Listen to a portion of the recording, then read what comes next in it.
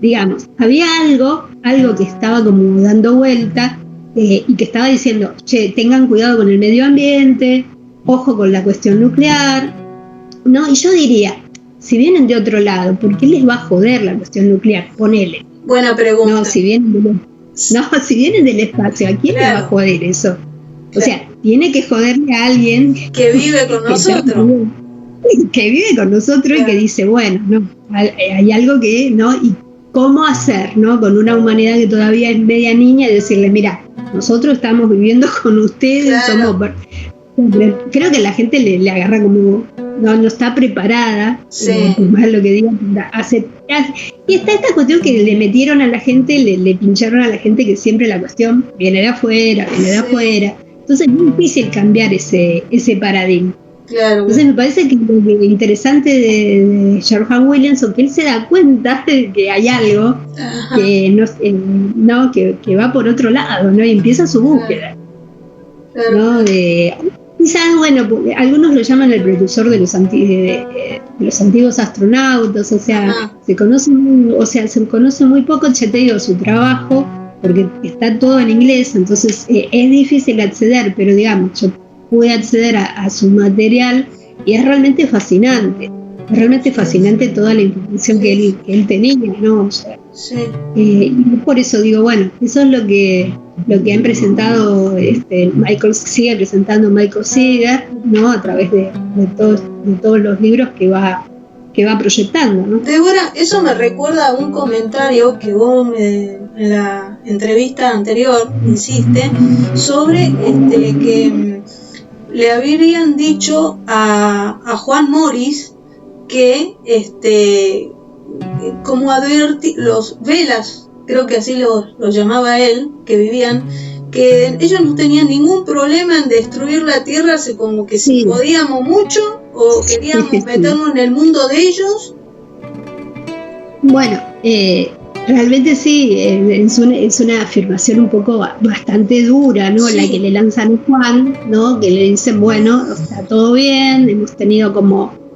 Ellos dicen que ha habido como contacto, no especifican bien, pero que desde la Tierra de superficie estaban al tanto de que hay una humanidad interna y qué bueno que quizás esta cuestión atómica que en un momento fue tan intensa buscaba romper ese equilibrio o esa paz, ¿no? Esa paz que no sabemos cómo es el lío.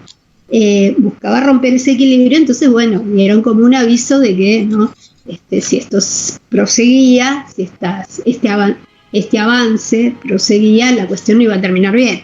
Es que somos unos responsables, ¿no? Sí, qué sé yo, no sé bien, viste, no sabemos bien cómo es el lío, sé que hay un lío que porque Juan decía de que algo había pasado, no hubo un enfrentamiento en superficie que no terminó bien, de antiguas humanidades, esa es la tesis más o menos que él proponía, y que bueno, una parte ya estaba viviendo en estos, se había ido abajo, y bueno, la cuestión parece que quedó ahí, ¿no? O sea, hay como un lío, no hay onda, pero no tanto, ¿viste? No hay tanta onda entre nosotros. Claro, así que bueno. Cuando me comentás eso de que hubo un lío en superficie, yo me acuerdo que hablaba Juan Morris de un planeta que alguno, no sé, seguramente la conocés, a la doctora Ruth Rodríguez Sotomayor, que ella cuenta que Juan le dijo a ella que hubo un planeta que estuvo entre Venus y Júpiter, si no me equivoco. Bueno, yo en el libro lo pongo a eso, no sé si se lo dijeron a ellas, y además la conozco, pero bueno, en el libro lo pongo, y además esa idea, fíjate vos, Juan no es el primero que la toma, sino que ya George Williamson, en uno de sus primeros libros, que se llama Otras lenguas, otras carnes, él habla y lo llama Maldek, ¿no? Y que nosotros conocemos, y que yo lo pongo en mi libro de los tallos, explico, era, ¿no? Ese planeta, que otros lo llaman Fabetón también, ¿no? Se lo conoce con los rusos, le decían Fabetón. Sí, Entonces, sí, es el hipotético quinto planeta que decían que debido a que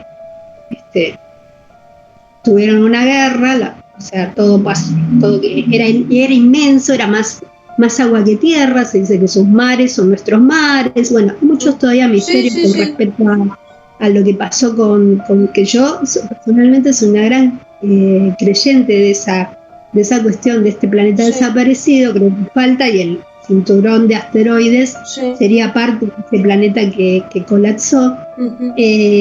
Claro, y bueno, una de las ideas que decía es que precisamente los habitantes de Mal se habían venido a refugiar abajo, lo nuestro, ¿no? O sea que algunos de sus habitantes estarían ahí en Tallo. Esas son las locas historias que decía Juan, ¿no? Pero bueno, claro. yo sí creo que sí, que hubo algo, porque además, bueno, a Williamson también recibió estos misterios en sus primeros contactos, ¿no? Y se habla, bueno, de gran karma que significó la desaparición de un planeta dentro de este sistema solar. Eso podría explicarnos mucho de la situación de Marte, de la situación de la Luna, de por qué el sistema solar aparece como medio desolado, ¿no? Sí. Así que bueno, hay algunas comprobaciones que vamos teniendo de a poco, la ciencia como que bueno, todavía no arremete tanto, pero bueno, van apareciendo algunas evidencias chiquitas que algo sucedió, que algo desapareció, va y viene la teoría. Sí. Sigue siendo una teoría, ¿no? Por supuesto. Pero yo estoy convencida de que sí, de que pasó, que algo pasó. Eso me explica mucho. Y de los primeros contactados, ¿no? Que recibían mucho de este planeta desaparecido. Sí.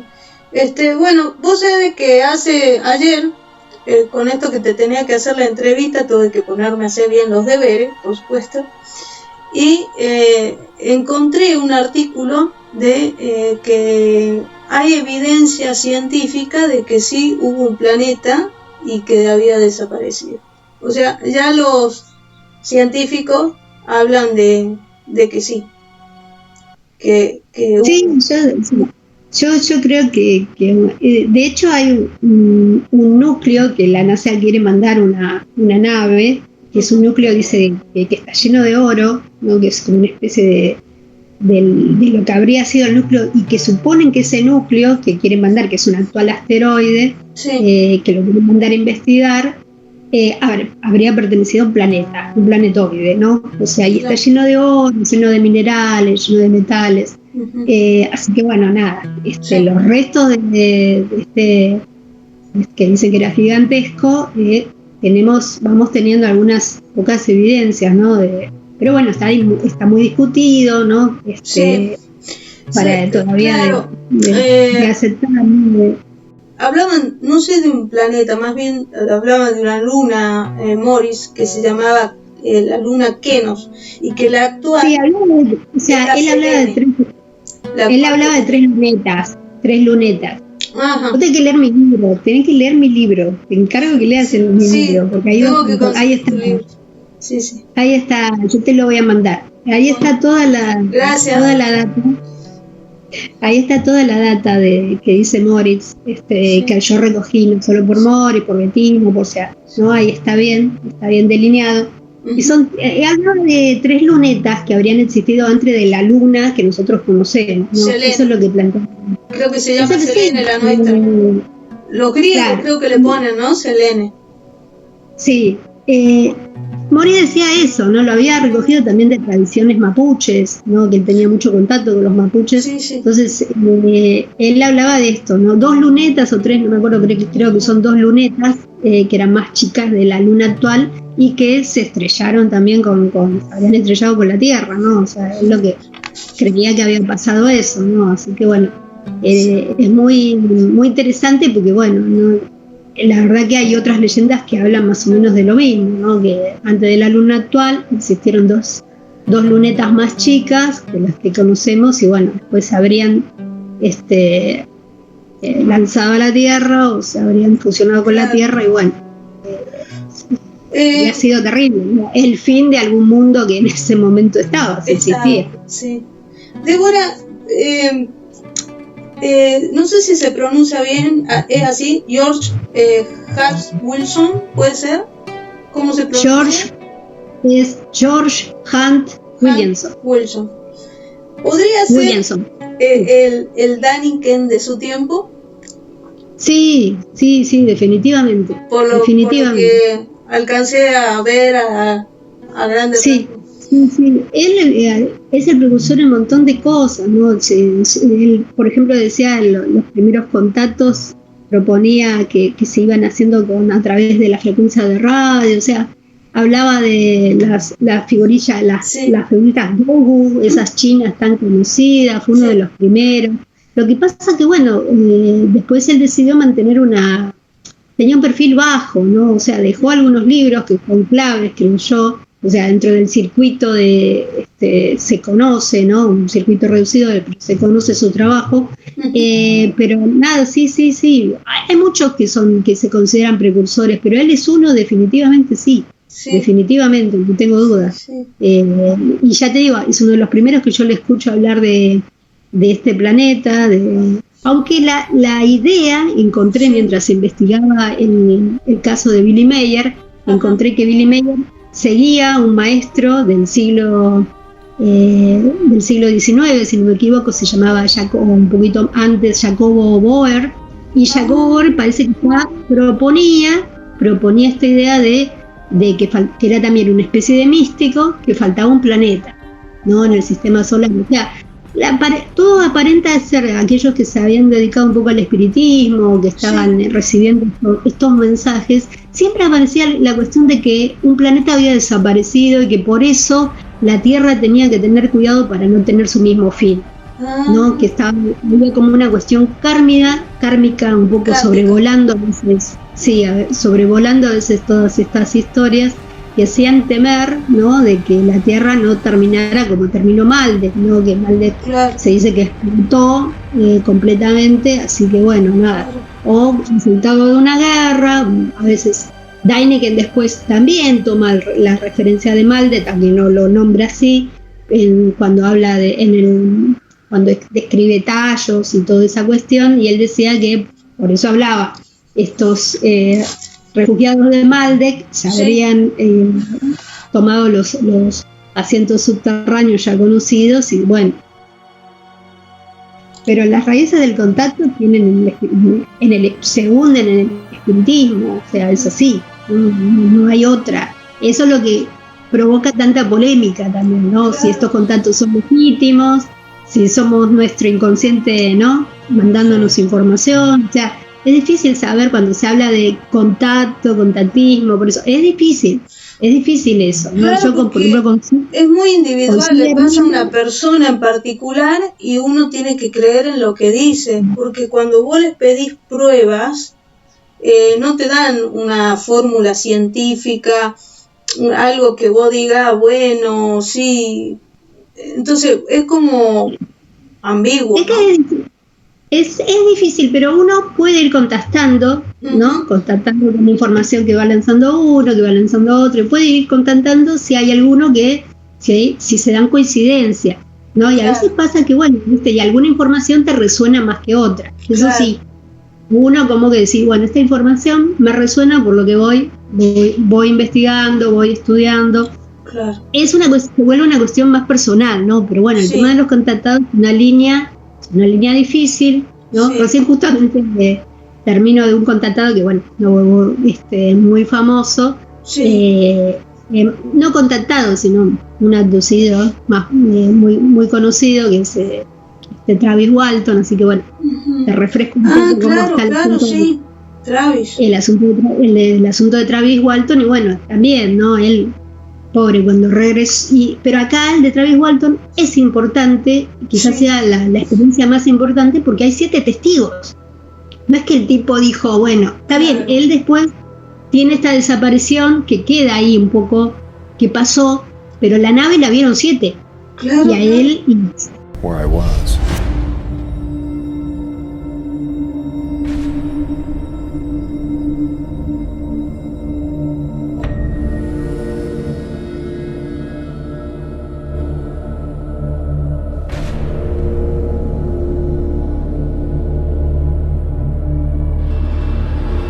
December 5th, 1975, I was working in the woods with 6 other men, and after a day's work, we loaded up our equipment and headed home. And le choca el famoso, como muestra la película Fuego en el Cielo, le choca el rayo y lo ven los 7. Claro, O sea, hay 7 testigos del hecho. Hay 7 testigos, sí, entonces por eso ha sido tan difícil, han querido destruirlo de todas las maneras, ¿no? Hay inconsistencias en el caso, pero digamos, acá tenés 7 testigos que están diciendo, che, vimos una nave, le pegó un rayo a Travis, ¿no? Sí. Después se asustaron, lo dejaron solo, porque Travis se había bajado, estaban en un camión justo y él se decidió bajar solo, acercarse a la nave, y ellos salieron de poco corriendo, se asustaron, volvieron a buscarlo, ya no estaba. Bueno, ahí empieza el misterio. Claro, y esos 5 días de misterio de que, bueno, es su palabra, ¿no? Es la palabra de Travis, bueno, pero hay 7 testigos ahí. 7 testigos. Ay, ¿no? 7 Entonces, testigos, es verdad. Entonces es muy interesante, ¿no? Ahí es como que, bueno, te da mucho a pensar. Y bueno, lo mismo que lo que pasa con Adanki. Adanki no estaba solo. Claro. No estaba solo. Si bien el contacto con el ser lo tiene él, ¿no? Pero había otras personas en escena, y como digo, ese día, lo más interesante es que Estados Unidos registró en su radar que algo se estaba acercando. En el mismo momento que Adanki estaba reclamando su experiencia. Así que esas cuestiones son muy interesantes, ¿no? De que hay una parte de este lío, como ha expresado ahora Estados Unidos, que no se entiende. Claro. ¿No? Sí. Estamos viviendo un momento muy especial con respecto a esa apertura, que por mucho tiempo estuvo tan cerrada, ¿no? Y tan que siempre, ¿no? El testigo era el maldito, ¿no? El que mentía, el fraudulento. Pero bueno, hay casos, ¿no? Que nos dicen, bueno, vamos a prestar un poco de atención. Si bien Adanki después pasa que, como le pasa a muchos de los contactados, que después quieren seguir con esta experiencia legítima y a veces se comete lo que ya sabemos, ¿no? Pasa el fraude para seguir extendiendo una experiencia que a veces no se vuelve a repetir. Claro. ¿No? Lo que puede ser algo legítimo, después por ahí no termina siendo legítimo, sino que es un intento por forzar la misma experiencia una y otra vez, ¿no? Claro. Ese es el problema que yo a veces veo en algunos contactados, ¿no? Claro, lo que pasa es de que están los que les pasa esto legítimo, como decís vos, que hay testigos, y después está el otro lado, que es el que quiere sacar algún beneficio de estas historias, y es como que embarran la cancha y es como que arruinan lo que realmente, los hechos reales, digamos, hacen que la gente descrea, digamos. Es difícil también, porque yo creo que ahora la gente con tanta información, por más que uno le diga, hablé con tal y pasó tal, creo que la gente está esperando su propia experiencia. Entonces es por eso, digo, yo creo que yo leo una cosa que dijo Travis y coincido, que dice, ¿no? El contactado puede decir, lo vi, me pasó tal cosa, pero si el otro no quiere abrir su apertura, lo que pasa, bueno, es muy difícil también, ¿no? O sea, que te acepten o no lo que estás diciendo. Claro. Es un poco complicado, ¿no? Pero bueno, en el caso de él, ya digo, él puede estar tranquilo porque hay 7 testigos. Después está el caso de José Pérez, ¿no? Muy bien documentado, ¿no? Sí, es un caso también raro, pero bueno, es una experiencia de él. Claro. O sea, él estaba solo, ¿entendés? O sea, es su palabra.